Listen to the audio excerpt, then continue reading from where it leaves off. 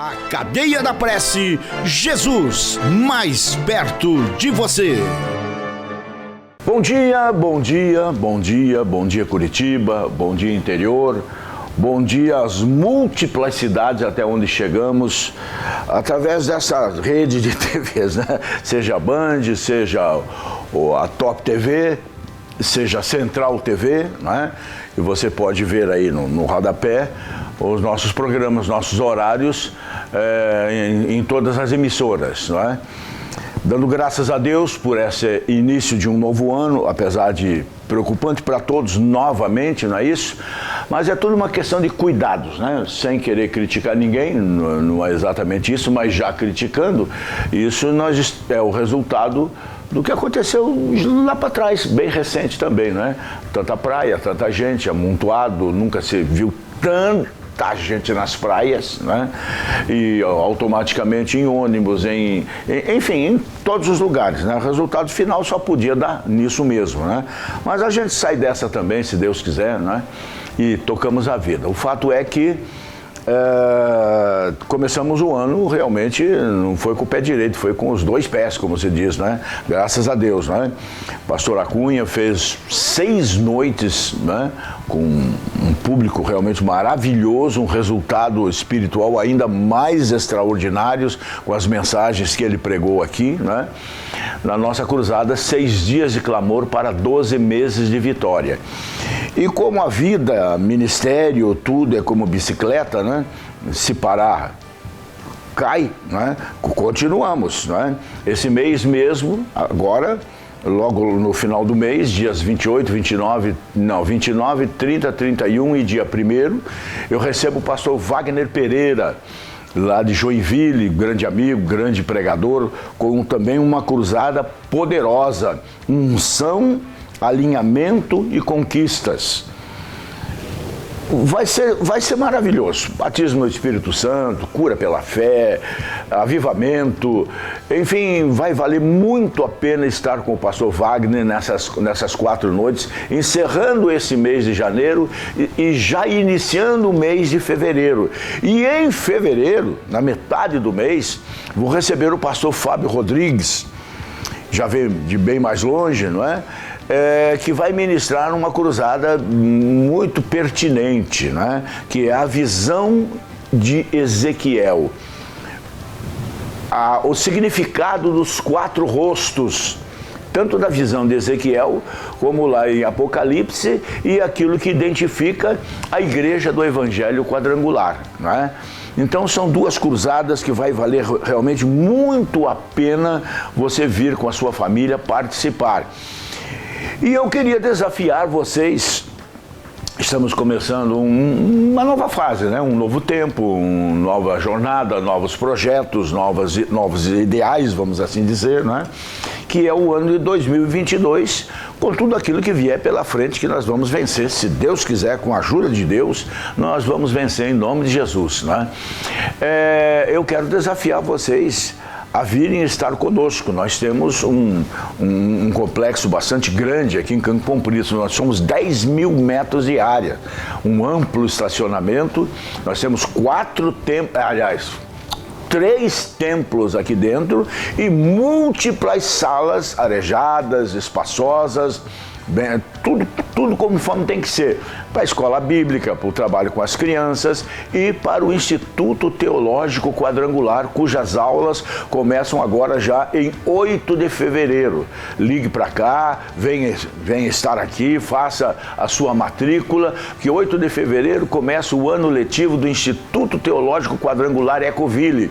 E junto, evidentemente, aquele trabalho que eu acho maravilhoso, que é o preparo de educadores de crianças, principalmente nesses tempos que as nossas escolas, de um modo geral, estão sendo invadidas por essas ideologias, e evidentemente esse tipo de coisa acaba se infiltrando nas igrejas, sorrateiramente, né? Então a gente tem que bloquear tudo isso com o ensino da verdade. A verdade é a palavra de Deus, né?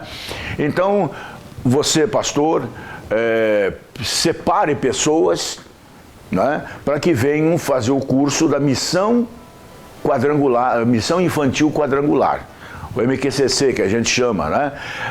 Para se prepararem para educarem as nossas crianças, mas nos caminhos de Deus, porque educação vem de casa, não é? Mas nós aqui estamos para ajudar, ensinando a palavra de Deus de uma maneira realmente bastante competente. E agora eu quero convidar você a vir com a sua família conhecer essa igreja, né, que é a Quadrangular Ecoville, cujos cultos são mais ou menos assim. A Cadeia da Prece, Jesus mais perto de você. Oh, quão bom e quão suave é que os irmãos vivam em união. É como o óleo precioso sobre a cabeça, que desce sobre a barba de Arão, e que desce a orla das suas vestes, como o orvalho do Hermon, que desce sobre os montes de Sião, porque ali o Senhor ordena a bênção e a vida para sempre. Amém. Davi amou os seus filhos, mas não conseguiu discipliná-los, dialogar com eles, não é? Chegou a colocar seus filhos como ministros de Estado, para vocês terem uma ideia, não é? No entanto, nunca os confrontou nos seus erros, nunca procurou corrigi-los. Isso é a personalidade do menino, deixa como está, ele é assim mesmo, não é? E entre seus filhos, gente, isso parece página policial dos jornais de sangue que nós temos aí pelo Brasil, não é? Entre seus filhos, 3 foram assassinadas e uma filha desonrada, estuprada pelo seu próprio meio-irmão chamado Amnon. Era Tamar, né? Pela qual o irmão se apaixonou loucamente. E então Absalão, o filho mais bonito, o filho que ele tinha tanta esperança, mas justamente por não discipliná-lo acabou perdendo, e o pior do que perdê-lo foi por ele traído, sofreu a dor da ingratidão, né? Esse moço simplesmente matou o irmão para vingar a irmã. E o pior de tudo isso, para o nosso horror, é que Davi não interferiu em nada. É normal, ele é assim. O que eu vou fazer? Ela era minha filha, o outro era meu filho, quem matou é meu filho, o que eu vou fazer? Deixa a água correr. Isso é uma história de muitas famílias no mundo, infelizmente, né? No Brasil nem se fala, né? E então, como eu disse, Absalão mais tarde veio a conspirar contra o seu próprio pai para tomar-lhe o trono, que de fato tomou, mas depois perdeu e também perdeu a vida, né? E mais tarde, gente, o negócio não terminou ainda.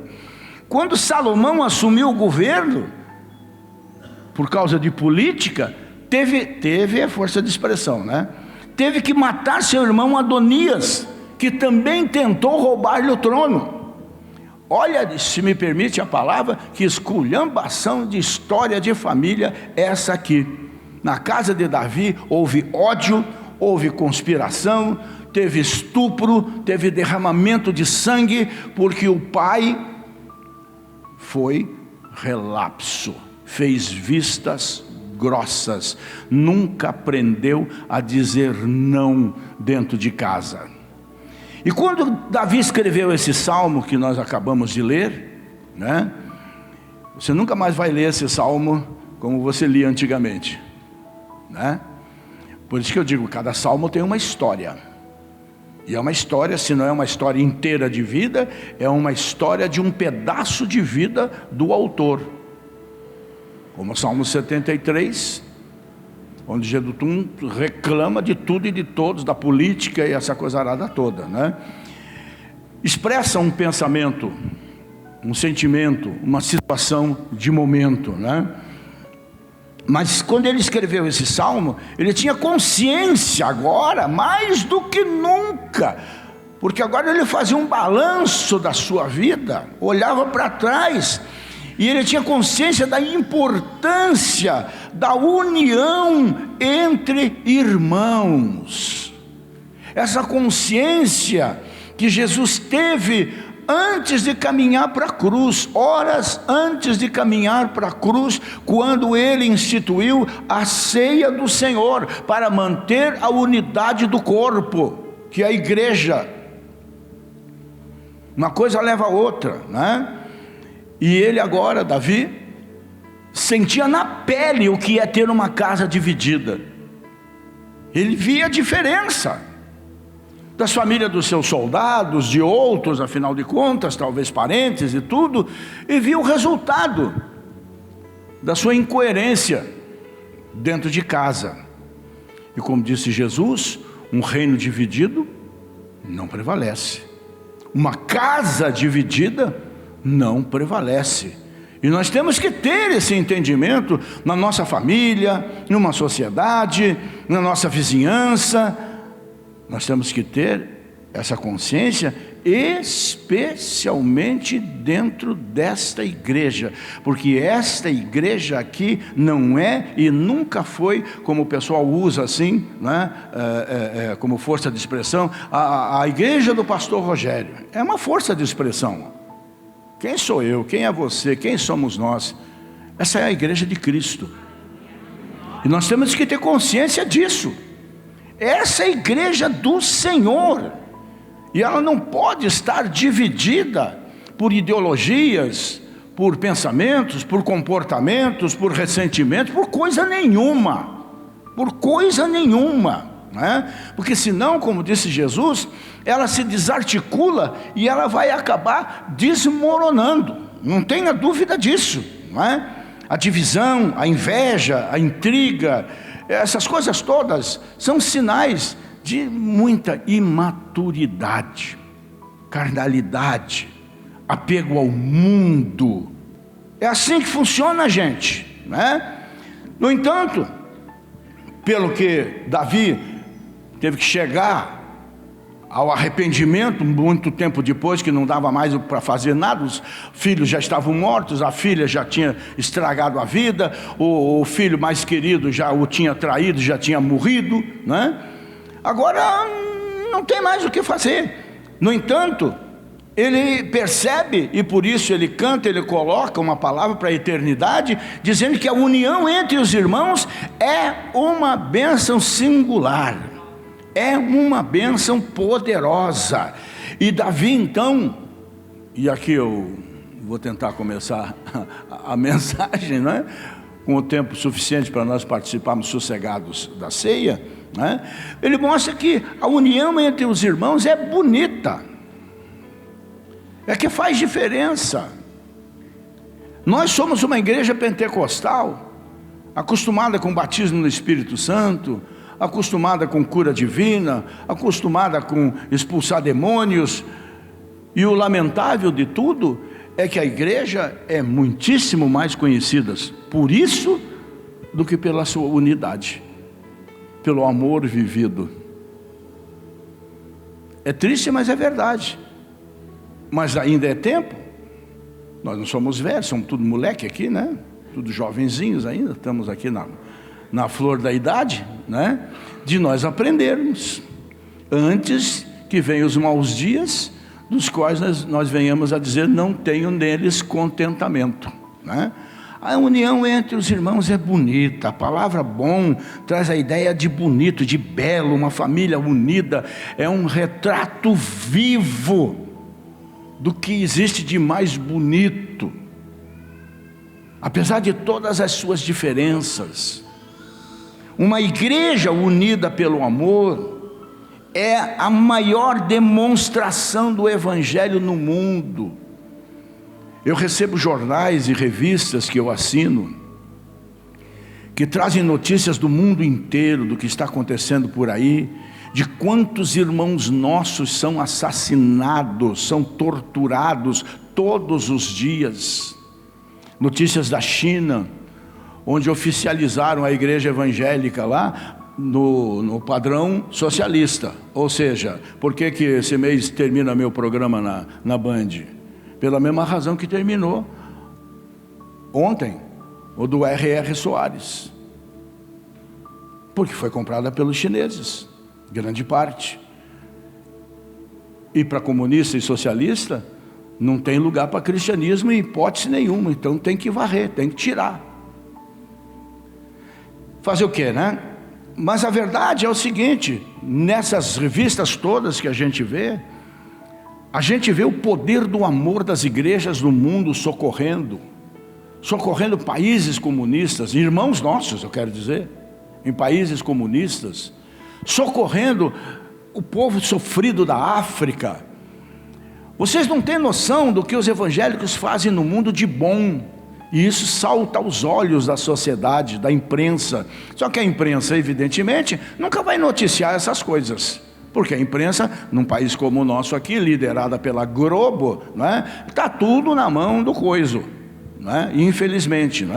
Mas a verdade é que a Igreja de Cristo tem se identificado ao longo dos séculos e se identifica hoje, nesse instante, pelo amor demonstrado àquelas pessoas, como aconteceu esses dias aqui com a igreja indo lá para Santa Maria, como acontece aqui, se bem que não tem acontecido muito ultimamente, culto de ceia aqui é sinônimo de trazer uma cesta básica, 1 quilo de alimento, sempre foi, mas está deixando de ser.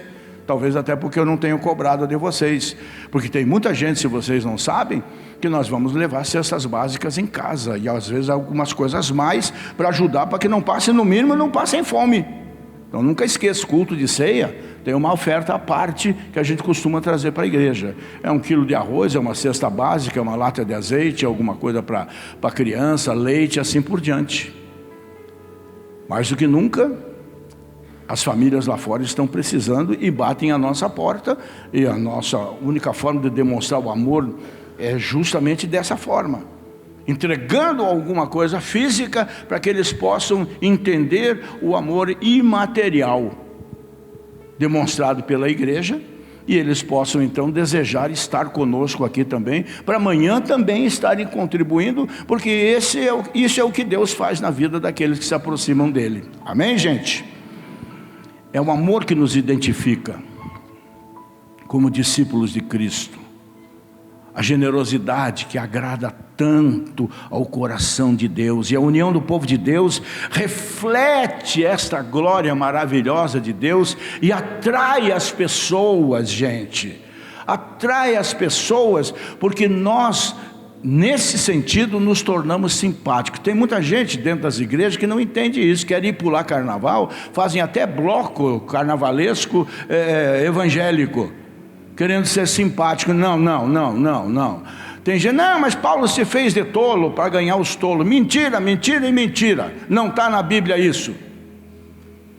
Ele se fez de muita coisa, menos de otário.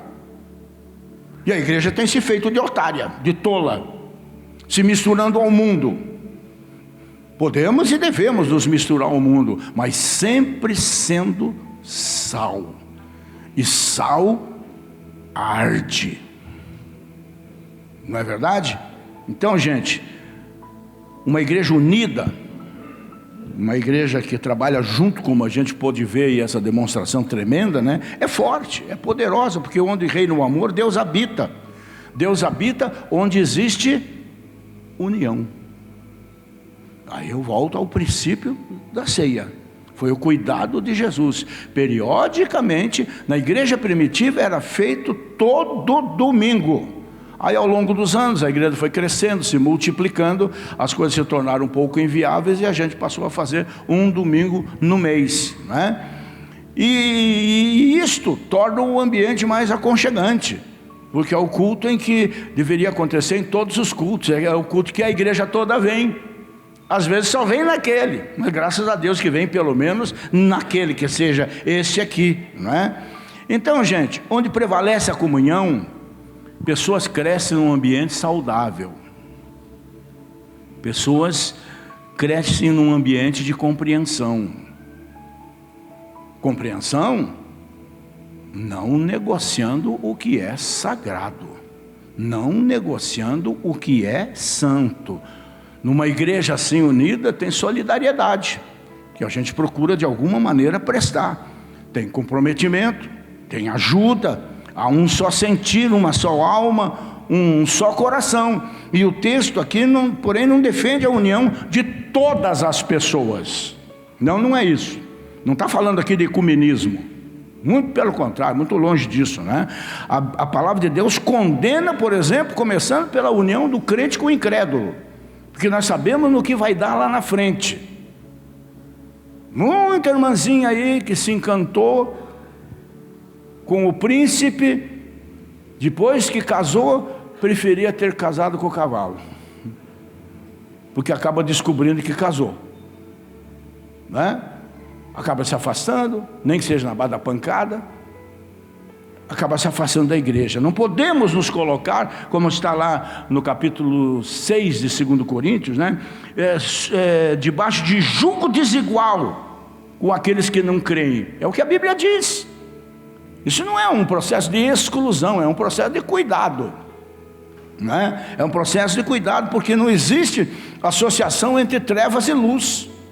Se essa luz não estivesse acesa aqui, até a gente estava se vendo, mas assim meio numa penumbra, porque o dia voltou a ficar com aquela cara, como dizia minha mãe, né? Enferruscada, né? E uma coisa é certa, gente: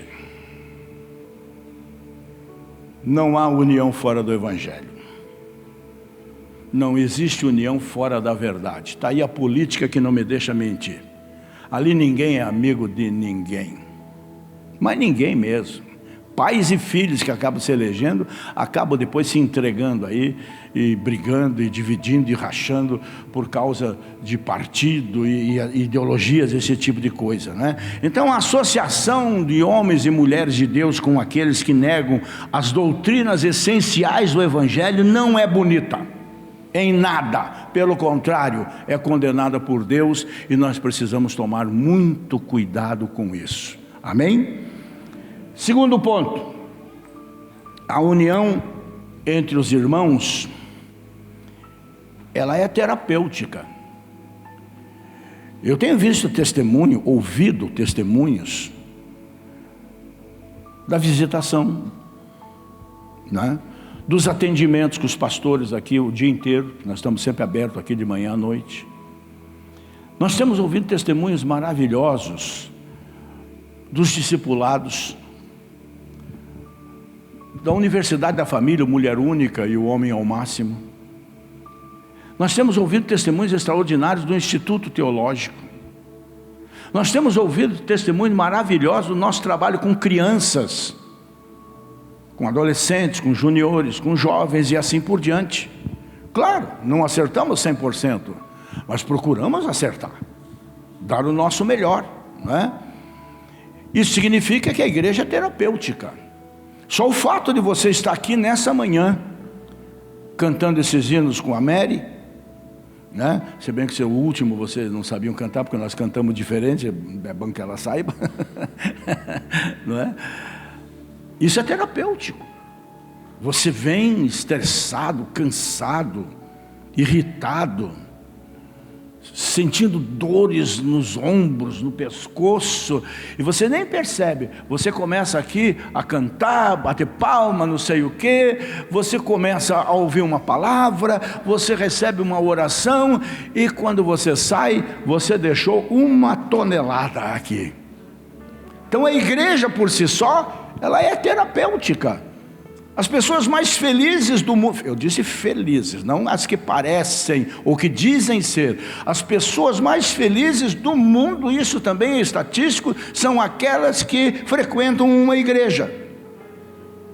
As pessoas mais tranquilas, vamos assim dizer, são aquelas que têm um analista extraordinário, que é o Senhor Jesus Cristo. Quando você dobra o joelho e fala com Ele, uau! Ele entende, porque ele é igualzinho. Ele sofreu as mesmas coisas. Então a igreja é terapêutica, né?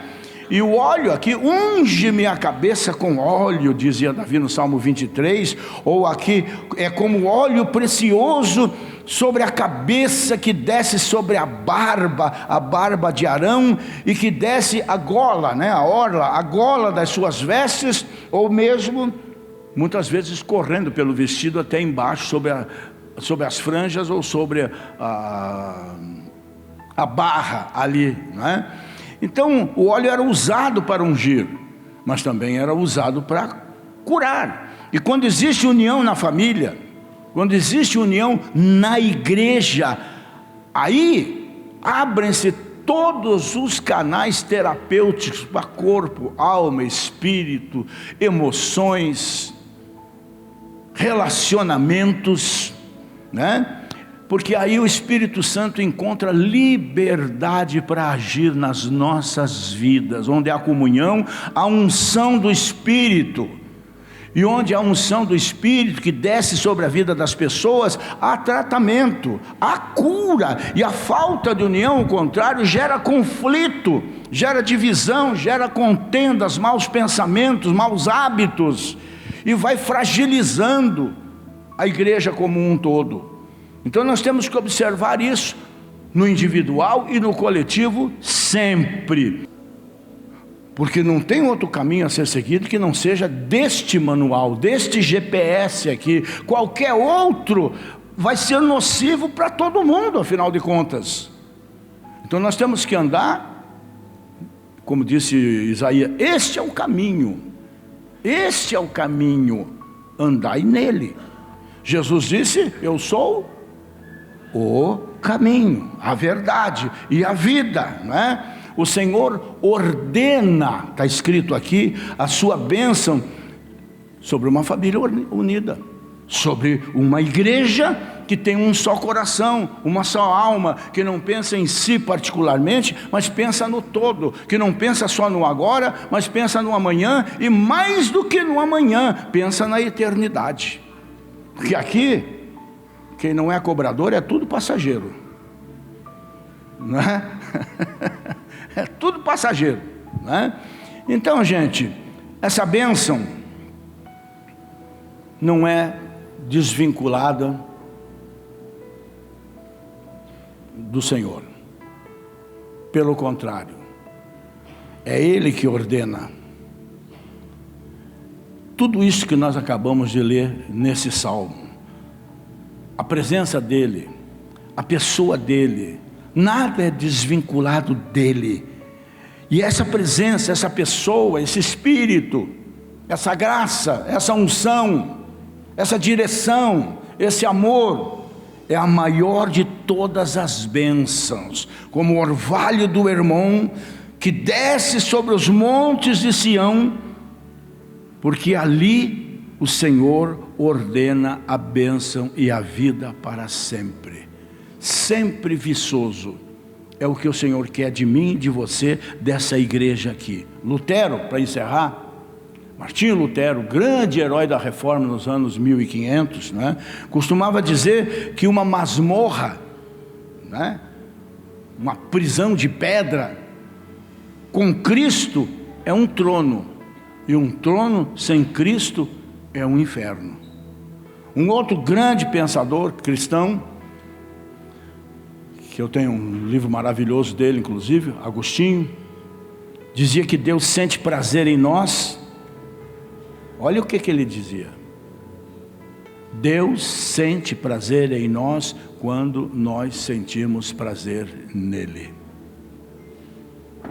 É profundo isso, né? E na verdade, a comunhão com o Senhor é o princípio do céu, e participar da ceia é isso. Comunhão vertical, sim, que não vai existir se não houver primeiro a comunhão horizontal. A Cadeia da Prece, Jesus mais perto de você.